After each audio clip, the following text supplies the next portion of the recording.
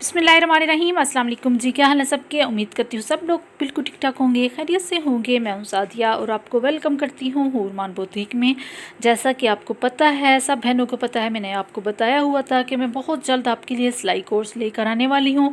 तो आज उसकी अल्हम्दुलिल्लाह पहली क्लास है, मैं लेकर आ चुकी हूँ आपके लिए। आपको पता है कि 2021 में मैंने एक सिलाई कोर्स में लेकर आई थी, तो वो बहुत ही ज़्यादा माशाल्लाह से कामयाब रहा था। बहुत सारी लड़कियों ने बहुत कुछ सीखा वहाँ से, बल्कि अभी तक डेली के बहुत अच्छे व्यूज़ आते हैं सारी वीडियोस के ऊपर, और मुझे बहुत ज़्यादा खुशी होती है कि अभी तक लड़कियाँ उन वीडियोस को देख रही हैं और उनसे बहुत कुछ सीख रही हैं। लेकिन आपको पता है कि जो फ़ैशन है वो चेंज होता रहता है, हर 2 दिन के बाद नया फ़ैशन आया होता है। तो बहुत सारी लड़कियों को नए फ़ैशन की, नई चीज़ों की समझ नहीं आ रही होती है। तो इंशाल्लाह इस नए कोर्स में मैं आपको सब कुछ सिखाऊंगी। तो सबसे पहले यहाँ पे मैं आपको मशीन के बारे में बताती चलूँ, क्योंकि अक्सर लड़कियों को मशीन तक का नहीं पता होता कि उसमें धागा कैसे डाला जाता है, उसको कैसे चलाया जाता है। अक्सर लड़कियाँ मुझे कमेंट करके ये बता रही होती हैं कि आप मुझे तो मशीन तक चलाना नहीं आती है, उसका मुझे कुछ पता ही नहीं है कि मशीन होती क्या चीज़ है। तो उनके लिए यहाँ पर मैं कुछ मशीन के बारे में पहले बताती चलूँ। देखिए, मशीन को समझने के लिए भी बहुत सारी चीज़ें हैं, जो अगर मैं बताने बैठ गई तो बहुत ही ज़्यादा लंबी हो जानी है वीडियो। तो शॉर्ट्स आपको बताऊंगी, बेसिक बताऊंगी कि धागे को कैसे डाला जाता है। ये देखिए, इस तरह से धागे को सुई के अंदर हमने इंसर्ट करना है, लेफ़्ट साइड से डालना है और राइट की तरफ हमने निकालना है। फिर दोनों पाँव के बीच में से धागे को करके पीछे की तरफ रख देना है, सेट कर लेना है। हमेशा जब भी आप धागा डालें ऐसे ही करना है। उसके बाद हम आ जाएंगे बोबिन की तरफ, यानी कि हमारी ज़ुबान में फ़िरकी कह लें इसको, फ़िरकी ही, मैं तो अक्सर फ़िरकी ही कहती हूँ, फ़िरकी ही बल्कि कहती हूँ। तो यहाँ पे हमने इसके ऊपर धागे को डाल लेना है और देखें राइट साइड की तरफ धागा ऐसे जा रहा है। इस तरह आपने बोबिन को पकड़ना है और इस शटल के अंदर इस तरह से धागे को सेट कर लेना है, ठीक है। ये देखिए, इस तरह से हमने सेट कर लिया और इसको ढीला नहीं छोड़ना है। अगर ढीला है तो इसको आप टाइट भी कर लीजिए। ऊपर पेच इसका लगा होता है, उसको आपने टाइट कर लेना है थोड़ा सा, मतलब ज़्यादा नहीं हो कि धागा इजीली निकल सके। उसके बाद आपने यहाँ पे नीचे कैसे सेट करना है ये भी मैं आपको बताती हूँ। ये देखें, ये ऊपर है ना, ये ऐसे पकड़ के इसको अंदर जब आप सेट करेंगी ना, तो वो खुद टिक की आवाज़ जब आएगी ना, तो आप समझ जाइए कि ये सेट हो चुके। अगर टिक टिक की आवाज़ नहीं ना आती, मतलब टिक की आवाज़ नहीं उसने निकाली, तो आप समझिए कि ये फिट नहीं हुआ है अपनी जगह पे, तो ये धागा फंसाएगी मशीन आपकी। तो आपने इसको सही सेट करना है टिक की आवाज़ तक।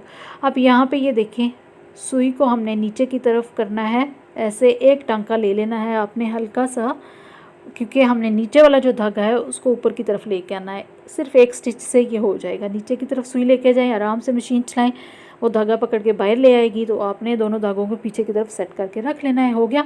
अब यहाँ पे टांके की तरफ आ जाएंगे। ये देखें, 5 से नीचे 0 तक जा रहा है, फिर 0 से नीचे 5 तक जा रहा है, इस तरह से है। तो आपने 2 और 3 के दरमियान में टांके को सेट करना है। ये हमारा परफेक्ट वाला टांका होता है, यही हमने सिलाई के लिए इस्तेमाल करना होता है। बाकी आप कहीं भी ना जाए, बड़ा करना है तो नीचे 5 की तरफ चले जाएं, ठीक है। बहुत छोटा करना है तो फिर आप 0 की तरफ ऊपर चले जाएं।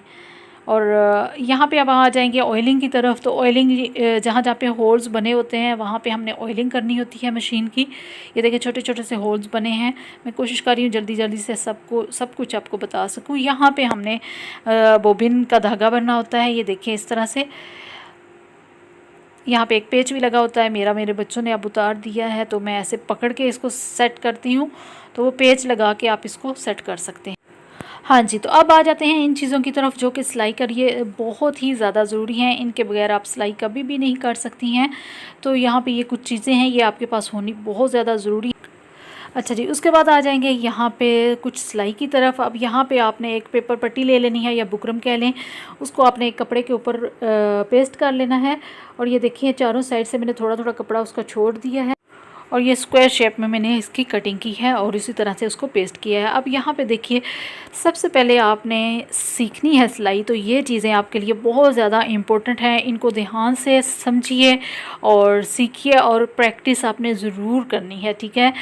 तो तभी आपको कुछ ना कुछ समझ आएगा। ये नहीं है कि वीडियो देख के आपने छोड़ देना है। जब तक आप प्रैक्टिस नहीं करेंगी आपको कुछ भी समझ में नहीं आएगा। अब यहाँ पे हमने ऊपर से सिलाई को स्टार्ट किया है, और फिर मैं बिल्कुल किनारे पे सिलाई को लेकर आ रही हूँ। आगे पीछे नहीं करना है, कोशिश करनी है आपकी सिलाई बिल्कुल किनारे के ऊपर आनी चाहिए। और यहाँ पे जो कॉर्नर्स आएंगे, ये देखें, यहाँ पे जब आप आएंगी तो कपड़े को नीचे से कैसे फ़ोल्ड करना है ये आपने अब ध्यान से समझना है।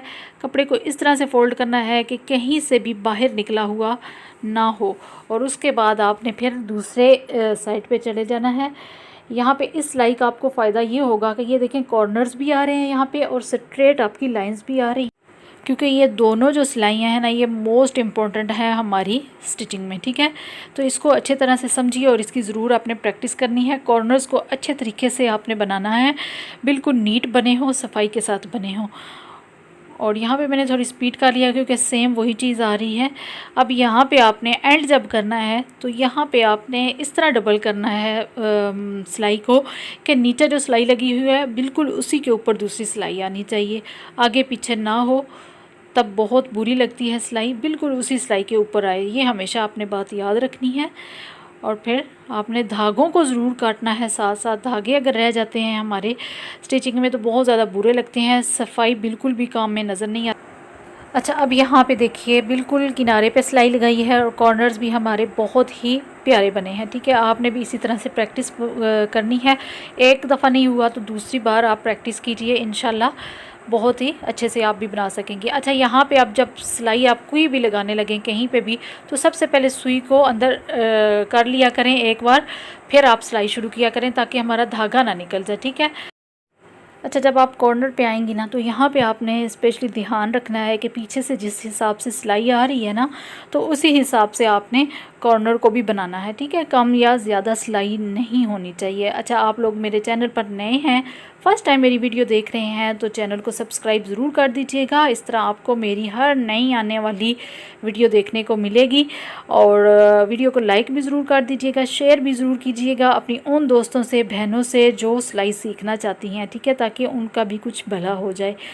और यहाँ पे भी आपने सिलाई को डबल कर लेना है इस तरह से जैसे मैंने आपको पहले बताया, और उसके बाद एक्स्ट्रा जो धागे हैं उनको कट कर लीजिए। ठीक है, अब यहाँ पे ये देखिए ऊपर की तरफ अगर आपका धागा नज़र आ रहा है ना तो ये खुलता रहेगा, बुरा भी लगेगा। तो इसका हल ये है कि नीचे की तरफ से आप खींच लें इसे नीचे की तरफ। ठीक है, तो ये नीचे की तरफ हो जाए।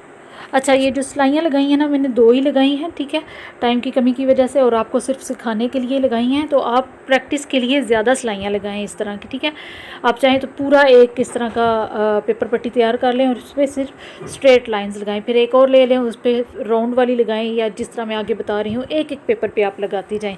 ठीक है, ताकि आपकी ज़्यादा अच्छी प्रैक्टिस हो जाए। 2 नहीं लगानी है आपने, ज़्यादा लगानी है।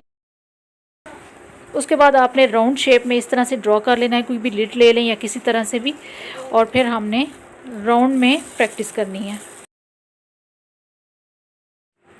और फोकस आपका होना चाहिए बिल्कुल जहाँ पे सुई है ना उसकी तरफ होना चाहिए। ठीक है, अपने मोबाइल वगैरह साइड पे रखा करें, बिल्कुल आपका ध्यान सिलाई की तरफ होना चाहिए, तभी आप कुछ सीख सकोगी लड़कियों। अब यहाँ पे आपने धागे को कट कर लेना है, यहाँ पे भी डबल करना है। जहाँ पे भी आप एंड करें सिलाई का या स्टार्ट लें तो हमेशा डबल कर लिया करें, इससे सिलाई आपकी कभी भी नहीं खुलेगी। ये गुलाई की भी हमने प्रैक्टिस कर ली है। अब हम आ जाते हैं ट्रायंगल की तरफ। तो यहाँ पे आपने इस तरह से कुछ मैंने ड्रॉ कर लिया है, आप भी अपने हिसाब से ड्रॉ कर लीजिएगा कुछ भी। तो हमने अब इसकी प्रैक्टिस करनी है, यानी जिग जैग कह लें या आड़ी तिरछी जो लाइंस होती हैं उनकी प्रैक्टिस हमने करनी है, ताकि ये लगानी भी आपको आ जाए। यानी एक ही पेपर पट्टी के ऊपर मैंने आपको 2-3 चीज़ें समझा दी हैं, इसी की आप प्रैक्टिस करें 2-3 दिन, 2-3 इस तरह के बना लें, या आप सीधा भी एक बुकरम को लेके उसकी भी पट्टी आप बना सकती हैं, उस पर भी आप इसी तरह की सिलाइयाँ लगा सकती हैं।